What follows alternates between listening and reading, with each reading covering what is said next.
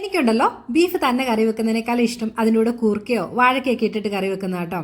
ഇന്ന് ഞാൻ ഉണ്ടാക്കുന്നത് കായം ബീഫുമാണ്. നന്നായിട്ട് കഴുകി വൃത്തിയാക്കിയ ബീഫിലേക്ക് ഇഞ്ചി, വെളുത്തുള്ളി, പച്ചമുളക്, കറിവേപ്പില ചേർത്ത് കൊടുക്കുകയാണ്.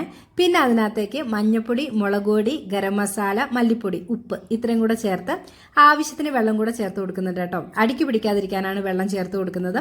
കുറച്ച് വെള്ളം കൂടെ ചേർത്ത് കൊടുത്ത് കുക്കറിൽ വെച്ചിട്ടാട്ടോ വേവിച്ചെടുക്കുന്നത്. വെന്ത് കഴിയുമ്പോൾ അതിലേക്ക് അരിഞ്ഞു വെച്ചിട്ടുള്ള പച്ചവാഴക്ക ചേർത്ത് ഒരു വിസിലടുപ്പിച്ച് വേവിച്ചെടുക്കാം. ഇറച്ചിയും വേവിച്ചെടുത്തതിന് ശേഷം ഒരു പാത്രം അടുപ്പത്ത് വെച്ച് എണ്ണ ചൂടായി കഴിയുമ്പോൾ അതിനകത്തേക്ക് വെളുത്തുള്ളിയും കൊച്ചുള്ളിയും കറിവേപ്പില ഇട്ട് നന്നായിട്ടൊന്ന് മൂപ്പിച്ചെടുക്കാം. ഇതിലേക്ക് മഞ്ഞൾപ്പൊടി, മല്ലിപ്പൊടി, മുളക് പൊടി, ഗരം മസാല ഇട്ട് ഒന്ന് മൂപ്പിച്ചെടുക്കാം പച്ചമണം മാറുന്നോടം വരെ. അതിനുശേഷം അതിനകത്തേക്ക് വേവിച്ച് വെച്ചിട്ടുള്ള ബീഫും കായും കൂടെ ചേർത്ത് കൊടുത്ത് മൂടി വെച്ച് വേവിച്ചെടുക്കാം. ഇടയ്ക്കിടയ്ക്ക് ഇളക്കി കൊടുക്കണം, അടി പിടിക്കാതെ. എണ്ണ തെളിഞ്ഞു വരുന്നോടം വരെ വേവിച്ചെടുക്കണം കേട്ടോ.